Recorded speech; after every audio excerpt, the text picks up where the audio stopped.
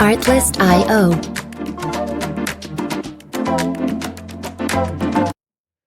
What's going on, guys, and welcome back to another episode of the Plains Perspective podcast. We got a little special guest with us today because we're going to talk about baseball for the first time on this show. I'm excited to announce a good friend of mine, Parker Hall. He's joining us today. So tell everyone your name and where you're from, man. Yeah, of course. First and foremost, thank you to Carter and his lovely podcast for bringing me on today. I was able to spare some time on my busy day. But my name is Parker Hall, and me and Carter we definitely grew up together in north part of Alabama, Huntsville to be exact. And yeah, I'm a student here at Auburn. And so yeah, well, I think we're gonna get into more stuff in a little bit. Yeah. All right. So Parker, kind of break down your role in the team a little bit and kind of like what your role is with the team. Yeah, so as a background, like baseball has always been like my life. Everything I've done has been surrounded by baseball. Myself and Carter played baseball growing up together as well, throughout just travel and just little league and stuff like that. And just a quick background, I went and was able to play college baseball for 2 years in Mississippi. And so the last 2 years, I played junior college baseball in Mississippi. Ended up unfortunately getting hurt and decided it was best for me to hang it up, to hang up the playing part of things. But I wanted to stay around baseball, and so I was given an opportunity to come here to Auburn and basically work for the team here in a variety of different ways. And so technically, the title, if you give it a title, like it would be student manager, but everything's like an umbrella underneath that. So like more specifically, because of my catching background, like I help a lot with the catchers. Um, and me and Coach Bush Thompson, have a really good connection with one another, and we trust one another. And he trusts me a lot to be able to work with these catchers a lot and kind of allow him to do more things outside of just catchers. And so I'll catch bullpens here and there. I mainly travel as our bullpen catcher when we go on the road. So like this past weekend, which we'll talk about it here later on. About like for instance, we went to Arlington and played. I traveled as a bullpen catcher there, but mainly, like I said, just kind of do a little bit of this and that, and help run practices, set up practices, take things down, and but more specifically, really help with the catchers. Yeah. Like Parker said, we kind of grew up together, and when we grew up, he was kind of an Alabama fan, so it's kind of weird seeing him here at Auburn. But we talked about it a little bit. We have a few classes together earlier in the year, and you had a couple opportunities to go other places. So, what made Auburn kind of stick out, especially growing up in the household where everyone was an Alabama fan? Yeah, for sure. Like as you said, I grew up an Alabama fan. Season tickets, like almost every football weekend, I was in Alabama. If I wasn't watching it in Tuscaloosa, I was at home definitely cheering them on. So it's definitely been a hard transition coming to Auburn. But the more the reason why I came to Auburn, like growing up, I have an older brother, and when he was trying to figure out where he wanted to go to college, Auburn was one of the places he wanted to visit. So I decided to go with him, and I loved Auburn from the get go. It's a very homey feel, and I think anybody who's ever been to Auburn and lives in Auburn can say the exact same thing. It's a very homey feel. It's a great town, great people, just great atmosphere, especially when it comes to sports. And a lot of people are just loyal fans. And even as an Alabama fan, I could attest to that at the time. And like I said, I never thought ever in my whole life I was ever going to come to Auburn. But like I said, once I got injured in Mississippi, I had to figure out. I had some places to keep playing, but once I decided I wasn't going to, I had to figure out, okay, where do I want to go? And so I had some opportunities to go and do what I do here at Auburn. Other places like Ole Miss and South Alabama were the first two I was looking at, and had opportunities to do the same thing. But I really want to go in state because when it comes to like tuition and stuff like that, and so I was like, what better place to go than Auburn? And so luckily, my coach in Mississippi knows all the coaches here at Auburn, and so it was one phone call, and kind of the rest is history on setting that up. And so, but if I had to make the decision over again, I wouldn't change it. I love Auburn, and I can finally say I remember going here on my. I came to Auburn on like the orientation visit thing and walking around. Like I remember they made us say like War Eagle, and that was my first time ever saying War Eagle, and it was definitely different. But as the semester's going on, the years go on, I can say War Eagle without a doubt, without being a fan. Or I am a fan. I'm saying say War Eagle with the encouragement that I am truly a fan now. So War Eagle. Yeah, yeah, yeah. So that's kind of like a little background on Parker, and kind of how I actually got him on the show is because I know him. So it was Always help. yeah, yeah, yeah. But yeah, that's a little bit about him and his role in the team and whatnot. And we're gonna kind of dig into the team as a whole here for a little bit. Obviously, you mentioned your relationship with Coach Thompson because you want to coach eventually, right? Yeah, yeah, yeah. And I'm sure Coach Thompson. He's an SEC coach who has a top five baseball team in the country, and so that's obviously a great guy to be around, a great Mhm. connection to have. So kind of being around him, what kind of culture do you see Coach Thompson like trying to instill in this team? Yeah, the main thing, like from the get go, I remember our first team meeting of the year, and like all staff's in there, so coaches, staff, trainers, managers, you name it, everybody's in there. And like I remember the first thing like he said to these group of guys, and there was we began with like 41 guys on the team or 40 guys on the team. It was 41 guys on the team, and out of those 41, I want to say either 20 or 21 were new to the program. So 50% of the guys are new to the program, rather they're freshmen or just transfers in general. And one of the very first things that he said to this group of players was he got all the trainers and the staff, everybody on the staff, managers included, everybody to stand up and say their names and introduce ourselves. And after that, like he made it known, like the number one thing you're going to do is you're going to respect everybody that's here. I was like, because rather they're a student manager or even a trainer, whatever it may be, like each one of these people in this room, each person in this room plays a vital role into the success, into the preparation, what they can do on the field. And that's the thing. Like, there's a lot of things that are just behind the scenes. There's so many people involved that people just don't realize is not just a group of coaches and a group of players out there trying to perform. There's so much things that go into it and countless hours. And that, I think from the get go, I knew that like once he instilled that into those players, these guys are thankful for everything. I mean, they say thank you all the time, and they're very very respectful towards everybody on the staff. And but like that culture he brings in is just that everyone knows that they're a great ball player, but you can be a great ball player and you can be surrounded by a bunch of great ball players, but that's never going to make you a great team unless you know how to work together. And like Hmm. his main thing is like family, just be able to come together, and everyone's from all over the country and different backgrounds and whatever it may be, but be able to come together as one, because at the end of the day, it's not your name that you're playing for, but it's the logo and it's the university you're playing for. And so if you can treat everybody like a brother, and these guys do, these guys hang out with each other all the time, and everybody's close with one another. There's no like outliers or anything. Everybody treats everybody like they've known them their whole entire life. And so, but the thing that he definitely instills is like being a family and come together. Yeah, and that's the thing about the day and age now with NIL and the transfer portal. A lot of people want to play for Mm-hmm. themselves. So when you get a coach who wants to instill a culture where it's not about yourself, it's about the team and the university. I feel that's what makes Auburn such a great baseball club is because of that culture he brings. It's very difficult to instill that, and him being able to instill that, in this time of college athletics is just very impressive on his part. Oh So yeah. shout out to him for that. I mean, he's an absolutely great guy, and like you said, like we have transfers, like we have transfers. That's just like it's just that's Hmm. just what this day and age is. There's transfers, there's money, right? But honestly, if you had no idea about this program, and you came in and like introduce yourself and like just watch practice, you would never be able to tell who's the transfer, who's the freshman, who's been here. You would not be able to tell because everybody is so included together to where we just blend in like a family. And so, but he does a really great job at like separating that whole like the financial part and all that background noise. He takes it out because at the end of the day, it's all noise. Hmm. Noise is something that you make noise, right? Hmm. I mean, if Yeah. you make it as an obstacle to you, it's going to be noise. Hmm. And your job when you get on the field is to play, is to Yeah. play, not play for yourself, but play for the guy that's in front of you in the lineup and behind you in the lineup. Yeah. Yeah.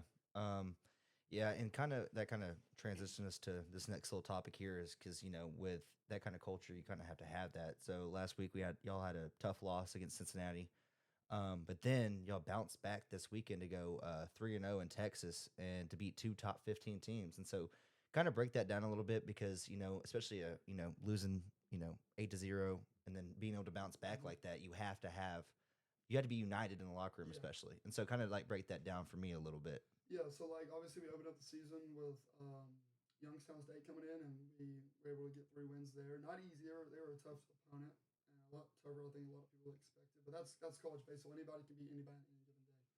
So we're coming in with high hopes, 3-0, a little midweek game on Tuesday, knowing that Texas is coming up that next weekend. So, but at the end of the day, you gotta do what the task is at hand. At this point, it was a game, and like from the get go of the game, and as the game progressed, it just was right when things got bad. It just kept getting worse, and that lead expanded. So obviously we took a tough loss 8-0, and tough loss 8-0. Everyone goes in the dugout, right? You meet after the game, win or loss, and like just listen to Coach Thompson. I'm not gonna go into like details of it because that's his stuff, but it was all positive things. Like you can sit after a loss like that and just be like, and you can soak into how we should have lost to this team, or why are we losing? Like I can be upset about that, but you got to take the positive of everything, because the next day you got to get right back to work. And the baseball season is like 50 plus games plus playoffs. Like there's so many games. You're playing in the hardest conference in America in college baseball, in the Southeastern Conference. I mean, we have like 10 plus teams that are ranked in the top 25 right now just in the SEC. And so, like, it was all positive things coming out of that. And the guys, like, the game was over. The next hour and a half, like, guys were fine. And it's not the fact, though, they didn't care that we lost. They obviously want to win. But it was the fact that, hey, the game's over with. I can't do anything to change that result. I got to start focusing on the next day. I got to prepare for the weekend. And then we go to Texas and play, three great teams. Start off with Kansas State, got a win there, and then you start getting to the ranked teams. And we played Louisville, who was a really really good ball club and a top 15 team, and we beat them. And then we played Florida State the last day and beat them, or was it vice versa? It was one of the two, but we played all three. We played Florida State, Kansas State, and Louisville, and Florida State were ranked, and we were able to finally get the offense going. And that's one thing that we've lacked here at home at Plainsman Park, is that just offense. And like we're able to get hits, but we're not able to get the timely hits. And when it comes to baseball, if you go get 3 hits in a row but nobody scores, then it doesn't matter. Like if you get hits all day when nobody's on base, it doesn't matter. When guys get on base, that's when the hits start. That's when you need them. And that's what we struggled with last night too, with West Georgia, who was a really good ball club. And luckily we found ourselves with some adversity there, down 3-1, but able to come back and secure a win on Bub Terrell's walk off base nut there. But yeah, it was just like you said, like it was a loss to a good Cincinnati team, but at the end of the day, a loss is a loss. You got 50 other games to play, and so you just got to lock back in and trust the process that you're in with grinding every day and getting better. Yeah, and that momentum's definitely shifted since that Cincinnati game. I mean, got 4-0 right now. Just came off that 3-0 weekend, and then like you said, a walk off against West Georgia the other night. With Bub Terrell. I mean, he was an elite guy last year. I mean, no one expected less this year, and he's really living up to the expectations. So that's really good for him. Just a quick guy. We talked about it a little bit before the show, and I didn't bring this up or not, but talk about Brandon McCrane a little bit. Here's a guy who I didn't hear of, and I kind of got laid into it last year, so I didn't really know too much about the ball club last year, but I'm getting more into it this year. Brandon McCrane. So I really didn't know who he was, and then we were checking out I was checking out the stats before the podcast, and I was like, man, this guy's having the elite year. And so just kind of talk about him a little bit and, his work ethic. And yeah, Brandon is a sophomore here, but when it comes to like the whole baseball eligibility thing, he's a redshirt freshman. Great player, and that's the thing about Auburn with so many talented and deep roster, which we'll get into later. But you may be really really good, and you just may not find the many chances as you can when it comes to playing time. And he found himself in a spot like that last year, and he had a great fall. Started off, we called him Mike Trout for a little bit in the fall, because he was just every at bat was a home run. It felt like, and like he didn't even start the year playing because you have Chris Rembert there playing second base, and Brandon is a utility guy. He can play a little bit everywhere. They've really been able to work him different places, but Chris went down with an injury, and so it's next man up, right? It's next man up, and Brandon took that as just wait for his time to go out there and prove himself, and that's exactly what he's done since getting into that lineup. And started in the lower half of the lineup, and then got in Texas and just blew it up there in Texas. Had like numerous hits, like 5+, 6+ hits. I can't remember exactly what it was, but every time you saw Brandon McCrane come up, it was like he was getting on base. You just knew it.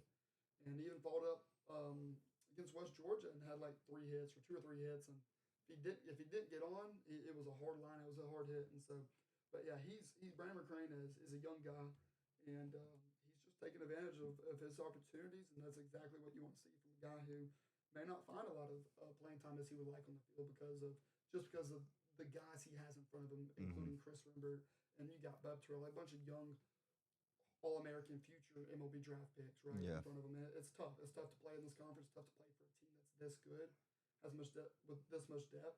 But I think that's what makes Auburn so special and how good we can be. Yeah, yeah, You know, on 100%. paper we're really good, but it doesn't matter if you're really good on paper if you don't do anything with it. And Mm-hmm. so I think we have a lot of potential and a lot of things this ball club can do. But yeah, Brandon's just playing lights out right now, and we're Mm-hmm. just hoping he can stay hot and Yeah, hopefully he can keep that streak going into SEC play coming up here soon. yeah. All right. So earlier in the podcast, you said that you are kind of like the designated bullpen catcher for away games, right? Mm-hmm. So kind of, talk us through whenever you're bullpen catching. Can you kind of get that feel of when someone, they're going to go out there and they're going to, compete at the highest level and be elite that night? Yeah, I mean, like that's just like as a thing that it's kind of like you know when you know, and so like for instance, um, just catching bullpens, just these guys getting prepared, especially right before the game. These guys will throw something just with something, get them going, get warmed up, and like when these guys are just landing their spots, like obviously they're telling you what pitches they want to throw, but when these guys are just like, I'm throwing a fastball inside here, and it lands right on that inside corner, and then they're like, all right, I'm gonna break a slider off the outer half of the plate, and they break the slider off exactly where they want it. When these guys are telling you what they want to throw, and then not only do they tell you that, but then they proceed to do it. Mm-hmm. It's kind of, and then they do it consistently for 4 or 5 pitches in a row. You kind of just know, and a lot of it not only does it have to do with the actual physical part of it, of the performing of locating their pitches, but like their demeanor, like the guy when they walk into the ballpark, like you'll have like for instance Jackson Sanders this past weekend in Texas, like the day before he pitched game 2, and so game 1 like he walked in real loose, he's not throwing whatever. Next day we go to the ballpark. He's locked in. He's by himself. He's just locked. He's going over scouting reports. Like the demeanor of these guys and the preparation these guys put in, like you can just tell from a body appearance. But once from the actual catching point of it and themselves pitching, like these guys are landing their spots, you kind of know, and it has nothing to do with velocity because velocity really does not matter. It helps. It helps, but if you can't throw a strike and you can't land pitches, these guys at this level are going to make you pay for it every single time. Mm-hmm. So yeah, that's kind of just body language, the demeanor, and then as well just landing the location of the pitches they want that they want to make. Yeah, I remember Coach Thompson saying something before the season about 63% of the pitches you need to throw need to be strikes, and I Yeah, was like, oof, if we can do that, then it'll be an elite year. yeah, But and I mean going off of that, like in the fall, that was one thing we struggled with. We inter squad, which for inter squadding is basically what inter squadding means is we split our entire team up into 2 teams and you just play each other because that's all you can do in the fall. And so and even the start of the spring, we got back from Christmas break. Well, our pitchers were just struggling with command, and a lot of that has to do you're playing, you're facing the same batters over and over, and so they know exactly what you're going to be throwing. And so I think a lot of it was intimidation to throw a strike because every time they threw a strike, it was getting hit over the fence. So it was getting hit hard somewhere at least. And so that was one thing we were very concerned about going in. But so far, knock on wood, the strikes have been there and they have been very successful. yeah, yeah. And so we're gonna transition to like the leadership aspect of the team because like we talked about culture earlier, and the culture is just as good as the person who sets the example by leading the culture. And Coach Thompson, he does a great job of doing that. But obviously, and kind of what Alex Golsh is trying to instill into the football program, he wants a player driven process. So like on this baseball team, who do you see as like a vocal leader? Who did the team see as like a vocal leader, and then who leads more by example? Yeah. So like vocal leaders, for instance, I'll do one for pitchers and position players just because these guys are split up, have time in practice doing their own thing. We'll start with the pitchers. Like a big vocal leader for the pitchers is a veteran guy who's he's been dealing with a lot of injuries, but has been doing really well right now. His name is Alex Petrovic, and so Alex is one of our weekend starters right now. He's gonna be right now. He's so far sitting in our Sunday starter role, and he's a guy who's just struggled. He's been in this program for years, and he has struggled with injuries that's just held him back. But it may have held him back off the baseball field, like literally, but physically and mentally, he has been stronger than ever right now. And so now it's really nice being able to see him healthy and being able to succeed on the field. But like during practice, I mean, he is just very, very vocal. If he sees one of his pitchers or even position players like maybe lacking with because communication is a big thing, lacking with communication, maybe not talking as much, he'll let them know. He'll let them know, and and these when these guys were letting each other know, like, hey, like pick it up, or hey, I need to see more of this, or hey, quit that, right?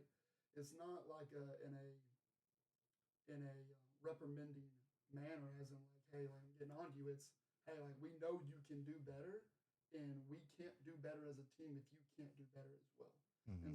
And these guys all know that, and these guys aren't afraid to speak up for nothing. But Alex is a big vocal guy with the pitching staff, and then position player is a guy that I've gotten really close with just because he's a catcher. Is Lucas Steele, Mm. and a lot of people know Lucas. Lucas is also a he spent his first 2 years at Samford University, and this is his second year here at Auburn. And he's a catcher for us. He finds himself in the outfield, corner outfield, DH a little bit, and he's a real vet guy that everybody listens to, Mm-hmm. and probably the like one of the most vocal leader, if not the vocal leader for the team. And just when he talks, everyone just listens, you know. And no matter what you're up to, he's a very knowledgeable guy. His baseball IQ is very high. I think it has a lot to do with just being a catcher, as you see the field the Mm-hmm. most at anybody, and you have to know a lot. Um, but he is a very local guy or vocal guy for the pitchers. But not only is he like a vocal leader, but he is just one of the greatest human beings I've ever met. Just has a Mm-hmm. very down to heart, down to earth type of guy. Just his very soft heart. Does a lot of things in the schools and organizations around here that he helps out with that a lot of people just don't see that. I only see the baseball part of Lucas Steele, but truthfully, one of the greatest guys I generally have ever met. Just a pure guy. Love that guy, and yeah, I'm hoping he has a really good year and stuff. Yeah, So, he was a big part of that run last year.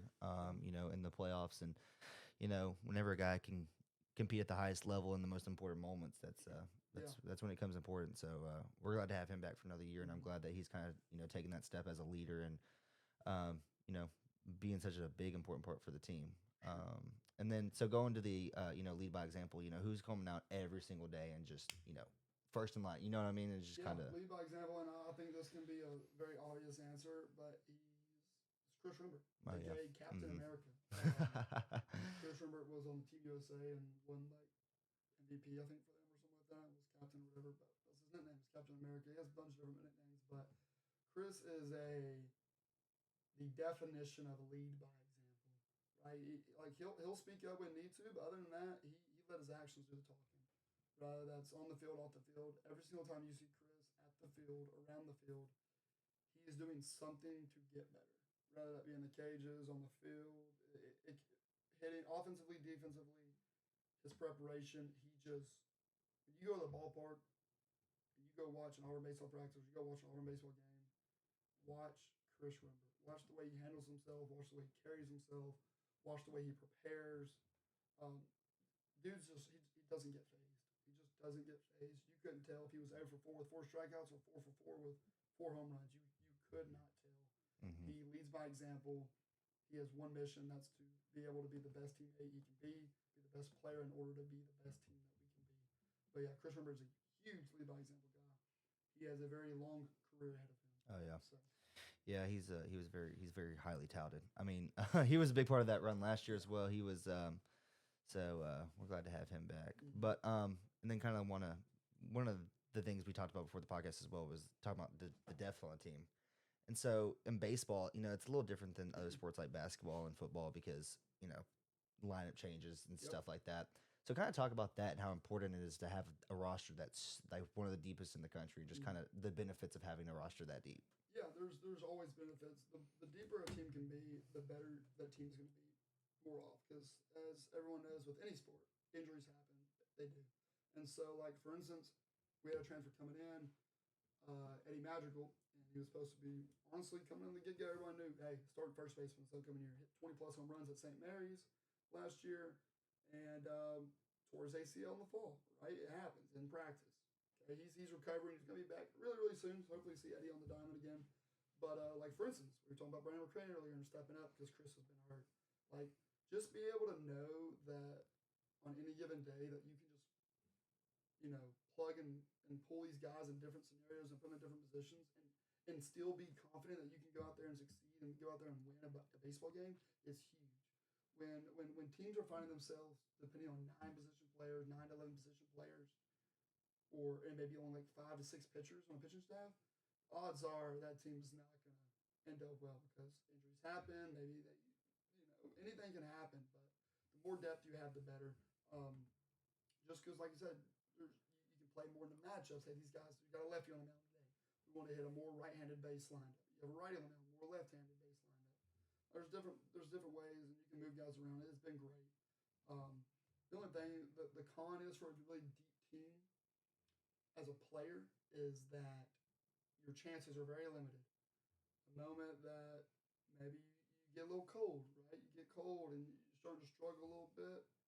It's a very short. It's a lot more of a shorter leash with a Mm-hmm. deeper team because hey, he's cold. He's not doing well. Hey, next guy up, and if that guy takes advantage of his opportunity and starts playing well, odds are he's probably going to stay in the lineup for a little bit. Mm-hmm. And so, but as the year goes on, when you play 50-some games, it's a lot on your body. Speaking from experience and just seeing how these guys are having to recover every single day in the training room and stuff. But having a deep team is all about when you have a deep team, it is going to create success in the long run.